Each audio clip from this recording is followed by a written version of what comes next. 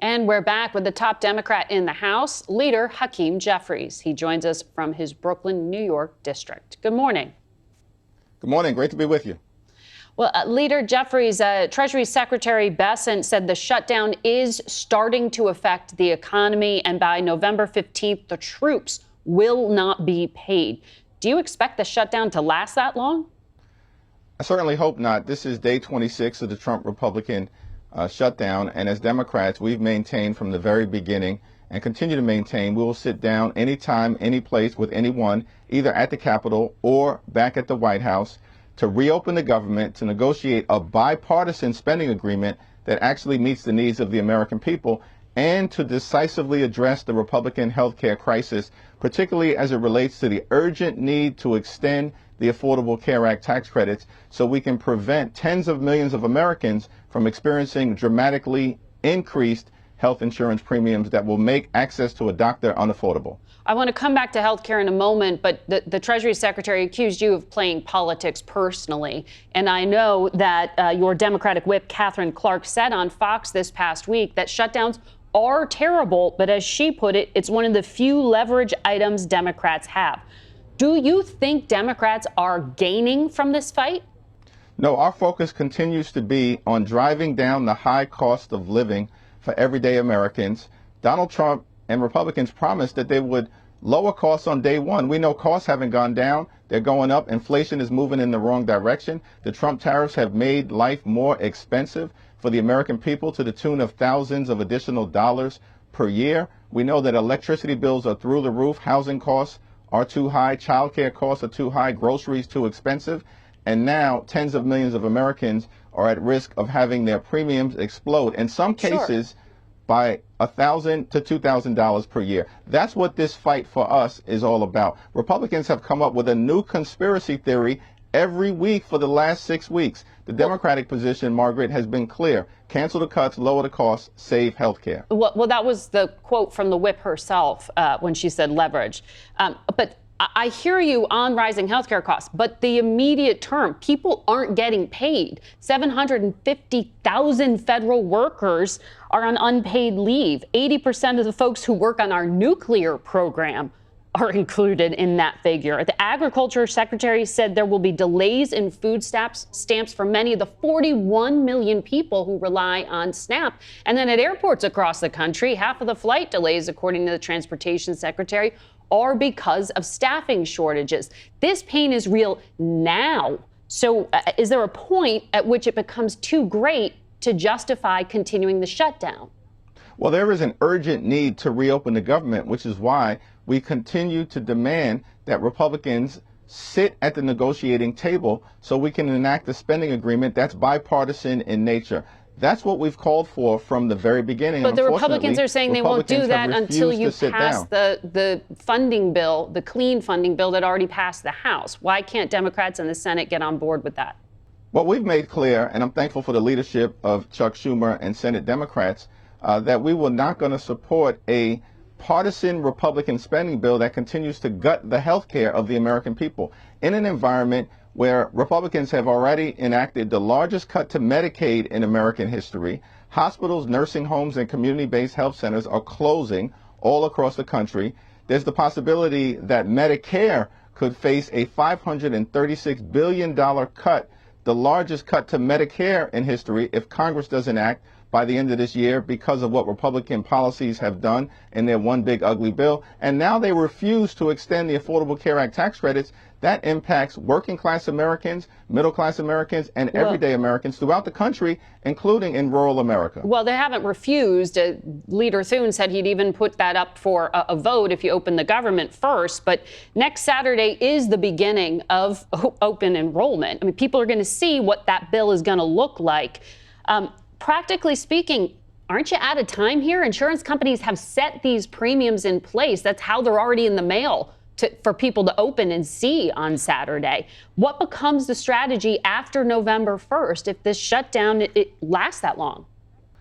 Well, listen, we want to reopen the government, and we need to stand by our hardworking federal employees who are doing all that they can to make sure that taxpayer dollars are spent effectively and efficiently even under the most adverse circumstances. Remember, in terms of federal employees, the Trump administration has fired or dismissed more than 200,000 civil servants prior to them shutting the government down on October 1st. We want to reopen the government now. In terms of health care, part of the reality is that tens of millions of people are already receiving notices in October that their premiums are about to skyrocket because of the Republican refusal to extend the Affordable Care Act tax credit. And by the way, they have had the opportunity, both House Republicans and Senate Republicans, repeatedly throughout the year to extend the Affordable Care Act tax credits, and they've consistently voted against it. That's why we need action, not simply words, a wing and a prayer promise from people who have tried to repeal the Affordable Care Act more than 70 different times since 2010. But aren't the premiums already locked in here, or are you saying Republicans are right when you can make up for it at the end of the year with the tax credit?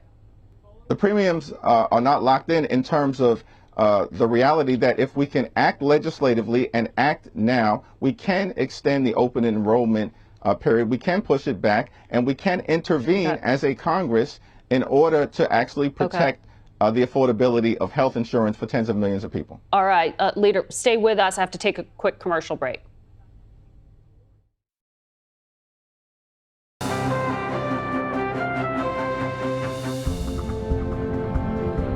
Welcome back to Face the Nation. We return now to our conversation with House Minority Leader Hakeem Jeffries. Leader Jeffries, I want to ask you about some other matters as well. In New York City, city of more than 8 million people, there's about to be an election of a new mayor. You waited until this Friday, the day before early voting began, to endorse the Democratic Socialist candidate Zoran Mamdani. Why did you wait so long? As I indicated, last several weeks, we've been immersed in the intensity around the government shutdown and the run-up to that in advance of September 30th and the expiration of the fiscal year. But I support the Democratic nominee, as I indicated, and we're in alignment in terms of the issue related to affordability and the need to address it decisively for the city of New York. And of course, affordability is an issue for people all across the country. From a public safety standpoint, I supported the notion that he would retain Police Commissioner Jessica Tisch to continue to lead the NYPD forward. That's incredibly important from a public safety standpoint for every community, including as a high priority, the safety and security of the Jewish community. And in terms of the moment that we find ourselves in, Donald Trump represents an existential threat to the city of New York and beyond because of the extreme assault that has taken place throughout this year on the economy, on healthcare, on farmers, on veterans, on law-abiding immigrant communities, on due process, on the rule of law, and of course on the American way of life itself. And we all, as Americans, are going to have to be aligned in pushing back so we can end this national nightmare that Donald Trump has visited upon the American people. Well, you still waited until Friday, and the election's upon us, but you're leaving room in your answer there for understanding that you don't agree with the candidate on some other issues, though you agree with him on affordability. Since Democrats are running for re-election in the midterm races, you want to retake the House. Would you recommend they mimic some of Mamdani's messages as a progressive model for the party? No, what we've said from the very beginning is that we have to decisively address the affordability crisis that Donald Trump and Republican policies have made worse in the United States of America. We need to lower the high cost of living. We need to fix our broken healthcare system. So no. And we need to, of course, clean up corruption in the United States of America. No, what we're going to mimic is our own views as it relates to the need to make life more affordable here in America. When you work hard and play by the rules in this country, you should be able to live a comfortable life, live the good life, good paying job, good housing, good health care, good education for your children, and a good retirement. But far too many people are struggling to live paycheck to paycheck and can barely get by. That's unacceptable in the wealthiest country in the history of the world. I want to ask you about something you said. You said Democrats, there are no election deniers on our side of the aisle. You said that back in January. But recently, you've been using the term rigged elections in reference to the upcoming midterms. Democrats were appalled when President Trump used language like that. How do you justify using that now? Doesn't that undermine faith for voters? You need to show up. No, I've been using that term in the context of Donald Trump's unprecedented effort to gerrymander congressional maps in a partisan fashion all across the country in order to rig the midterm elections and deny the ability of the American people to actually decide who should be in the majority as it relates to the House of Representatives. You know, Democrats are also going through gerrymandering and redistricting. No. Well, Democrats are going to push back aggressively to make sure that we have fair maps across the country, not partisan gerrymandering, which Republicans have initiated in state after state after state. Leader Jeffries, thank you for your time this morning. We'll be right back. We turn now to Republican Senator Lindsey Graham. He joins us from Seneca, South Carolina. Welcome back to Face the Nation. Senator, thank you. Good morning. On Friday, Defense Secretary Hegseth ordered the deployment of the Navy's most advanced aircraft carrier, the Gerald Ford, to Latin America. President Trump was asked if he planned to ask Congress for a declaration of war. Take a listen. I don't think we're going to necessarily ask for a declaration of war. I think we're just going to kill people that are bringing drugs into our country. Okay? We're going to kill them. You know, they're going to be like dead. You don't need an aircraft carrier to hit drug boats. Are land strikes planned? Yeah, I think that's a real possibility. I think President Trump's made a decision that Maduro, the leader of Venezuela, is an indicted drug trafficker, that it's time for him to go, that Venezuela and Colombia have been safe havens for narco-terrorists for too long.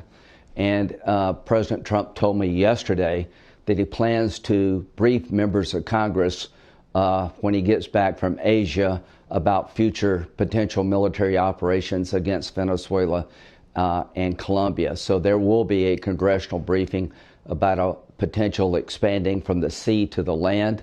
I support that idea, but I think he has all the authority he needs. Senator Gallego on another network accused President Trump and our military of committing murder by attacking these drug boats. To our men and women in uniform, you're not murdering anybody. You're making America safer by going after a narco-terrorist. You're following lawful orders. When President Bush 41 took Ortega out in Panama, Reagan went into Grenada to deal with the Cuban influence from Grenada in our backyard. He has all the authority in the world. This is not murder. This is protecting America from being poisoned by narco-terrorists coming from Venezuela and Colombia. Well, a lot there, but just to clarify, the examples you're citing also involved ground troops. You said time for Maduro to go. Yeah. That sounds a lot like regime change. Are you talking about troops on the ground? I'll let the president speak to that. I'm talking about a briefing that would expand military operations potentially from the sea to the land. It is time for Maduro to go. It was time for Ortega to go. The Monroe Doctrine has been robustly applied by President Trump. So these military assets are moving forward to deal with a country that's got blood on its hands when it comes to Americans by flooding our country with drugs from Venezuela and Colombia. So I hope Maduro would leave peacefully, but I don't think he's going to stay around much longer. I think President Trump is tired of Venezuela being used as a staging platform to poison America. Well, there's a lot there, sir, but you cited a Democratic senator's criticism. He's not the only one. Yeah. Some of your Republican colleagues have been uncomfortable with what little information has been shared with Congress. Take a listen. But if they want all-out war where we kill anybody and everybody that is in the country of Venezuela or coming out, that has to have a declaration of war. It's something that is not pretty, very expensive, and I'm not in favor of declaring war on Venezuela, but the Congress should vote. The president shouldn't do this by himself. If this was happening with this level of insight under the Biden administration, I'd be apoplectic. Todd Young also criticized this. What exactly is the end game? Because you're talking about regime change in Venezuela. The president says this is about drug boats. Yeah. Well, I think the end game is to make sure that Venezuela and Colombia cannot be used to poison America, that the narco-terrorist dictator Maduro no longer be able to threaten our country and to send in drugs to kill Americans. As to Rand Paul, I just disagree fundamentally with his approach. We didn't have a declaration to go into Panama. Bush 41 went into Panama to replace the leadership there because the Panamanian leadership were working with drug cartels to threaten our country. Reagan didn't have a declaration of war, congressional authorization to deal with Cuban influence. So this idea of Rand Paul, I just fundamentally disagree with. To the other senators, you deserve more information and you're going to get more information. But there is no requirement for Congress to declare war before the commander-in-chief can use force. Panama and Grenada are two examples in our backyard where Republican presidents chose to go after countries and leaders that were threatening our people. But there seem to be a number of issues wound up in here. I know you personally used to serve as a judge advocate in the Air Force. We looked at the JAG manual. Preventative self-defense employed to counter non-imminent threats is illegal under international law. So if we are not at war and these suspected criminals pose no threat of imminent violence, isn't this potentially a war crime to be killing the people on these boats and then to be taking out a leader? No, not at all. I don't know what manual you're referring to, but I know what President Bush 41 did. He took down Ortega, the leader of Panama, because he was involved in drug trafficking, threatening our country. Venezuela is now partnering with Hezbollah. Hezbollah is running out of money because Iran is weak. That's not new. Partnering with drug cartels in Venezuela. No, it should have stopped. Here's what's new. You got a commander-in-chief that's not going to put up with this crap. We're not going to sit on the sidelines and watch boats full of drugs come to our country. We're going to blow them up and kill the people that want to poison America. And we're now going to expand operations, I think, to the land. So please be clear about what I'm saying today. President Donald Trump sees Venezuela and Colombia as direct threats to our country because they house narco-terrorist organizations. The leader of Venezuela is an indicted drug dealer in American courts. So, yeah, the game is changing when it comes to drug traffickers and drug cartels. We're going to use military force like we have in the past to protect our country. That's the new game we're playing, and I'm glad we're playing that game. And if I were Maduro, I'd find a way to leave before he goes down. What is trafficking cocaine an armed attack on the United States? That's what you're equating it to? I am saying that there's plenty of law under Article 2 powers of the president are designed to protect our countries from threats, foreign and domestic. Yeah. Was it illegal for Bush to take Ortega out in Panama? Was it illegal for Reagan to go into Grenada to stop Cuban influence building this big long runway? There's plenty of precedent here to do what he's doing, but the game has changed. The game has changed when it comes to narco trafficking drug organizations. We're going to take you out. Well, you referenced something earlier, sir, I want to come back to. You said to the men and women of the military that they are carrying out lawful orders. Secretary Hegseth removed the top uniformed lawyers in the Air Force, you know this, the Navy and the Army, because he called them roadblocks to orders that are given by a commander-in-chief. There have been other departures as well. This raises concern that commanders are not being given adequate legal counsel. That is why you just said that sentence to assure them. That's garbage. That's absolute garbage. Which? That Hegseth said that? Trump doesn't have the... No, I'm saying that the theory that President Trump's doing something here illegally, dealing with a country that's run by an indicted drug dealer, it's the same as Panama. There's a better case to go into Venezuela than there was Panama. There's a better case to deal with Colombia than there was Grenada. Yeah, I've been doing this all of my adult life. I have all the confidence in the world that President Trump has the legal authority, but more importantly, he's doing the right thing. More Americans have died from cocaine and fentanyl poisoning than any terrorist group in the world.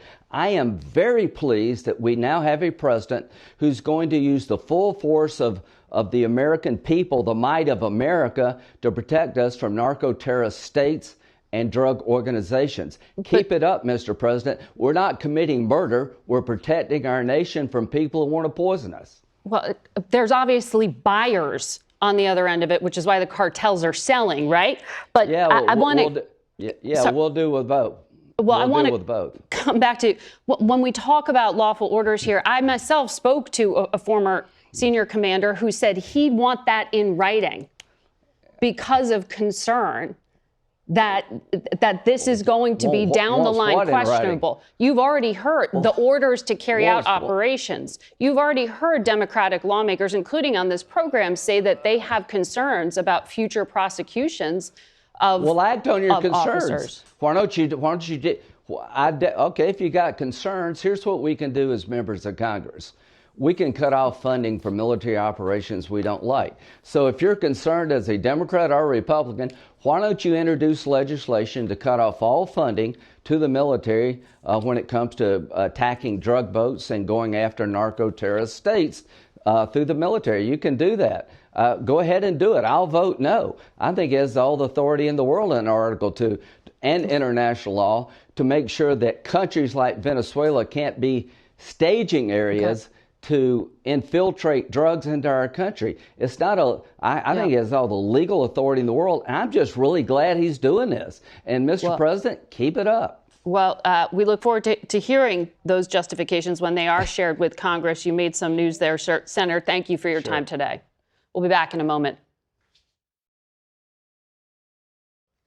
And joining us now is the chairman of the House Select Committee on the Chinese Communist Party, Michigan Republican Representative John Moolenaar.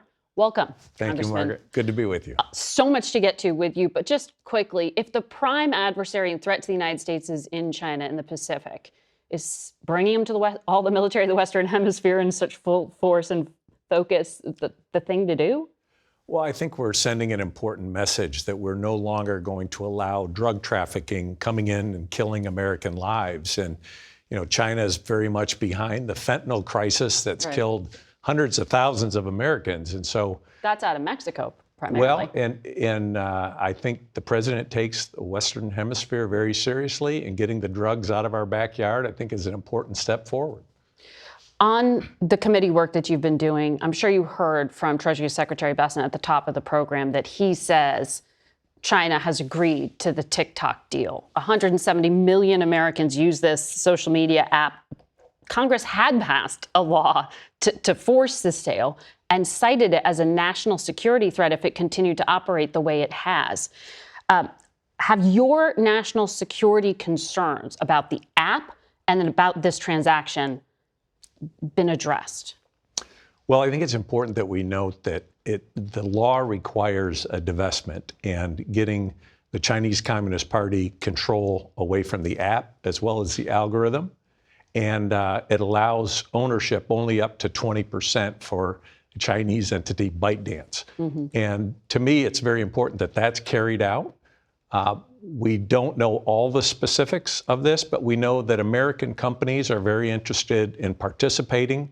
There's the proposal for a lease agreement, but how you get that algorithm completely out of the Chinese control is going to be up to the experts. You know, there's 6 million pieces of code in this algorithm, and we need to make sure that it's protected for the American people. So that algorithm is the data tracking system that's pulled from a user's habits. And so the accusation was also that this was basically manipulating consumers in terms of what they were able to see. So will that algorithm be maintained? And will upgrades only be conducted by, for example, American engineers? That would be my recommendation, because ultimately we don't want a Chinese propaganda effort affecting 170 million Americans. We also want to make sure that data from Americans is kept secure. And as long as the Chinese are involved, I think there's reasons for distrust. And Even with the 20% stake. I'm still concerned about it. Quite frankly, the Chinese report to the Chinese Communist Party, and they will leverage every advantage they get. But the president has set a goal of making this available to the American people, following the law that was passed in a bipartisan way, and I trust that they are doing that. The president has not been following the letter of the law that you voted for. Well, I think you know that. I think the goal has been to come to an agreement, to come to a deal, and they've been working very hard to do that.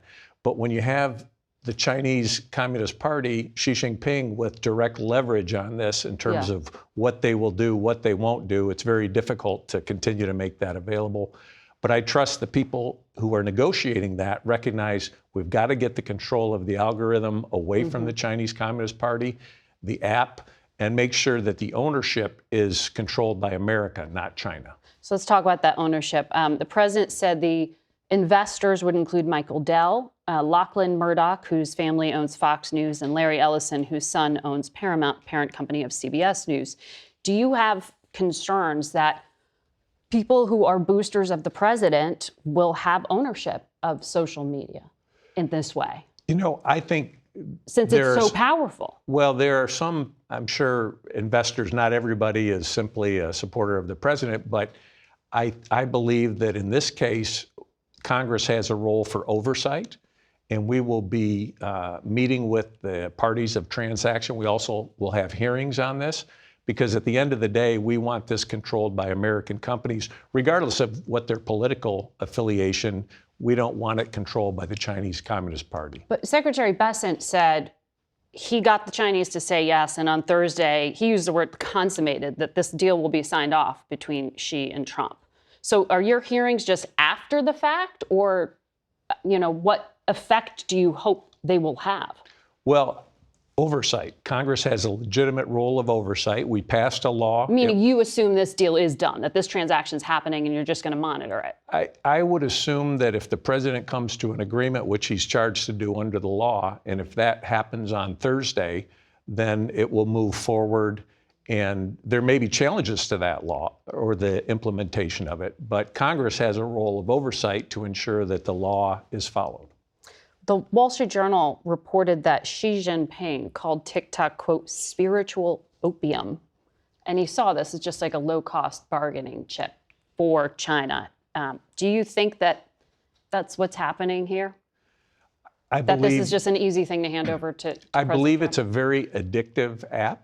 China has made a lot of money because of that, but they've also used it in a way that allows, their information, their propaganda to be propagated. They control the algorithm, and that's why we passed that bipartisan law. So I believe Xi Jinping views this as a strategic asset. That's why he didn't want to sell it to some of the other American companies that were interested in purchasing it. So as long as they're involved, I think we have to recognize that TikTok, even an American version, still could be open to influence from the Chinese Communist Party. Or whoever owns it. Whoever owns it. The algorithm. The algorithm. Okay.